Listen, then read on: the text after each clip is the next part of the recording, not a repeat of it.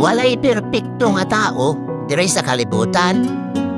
Kitang tanan naadjud tay mga kanya-kanyang tinaguan nga mga batasan.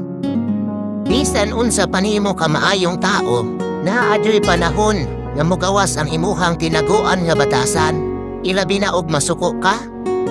Di ba kabantay kapag masuko ka? Ilabi na og naa kay kalalis?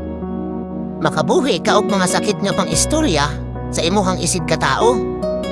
Unya pagkataod-taod pag mahimasmasan na ka, makapangutana ka sa imuhang sarili kung anong nabuhat to nimo.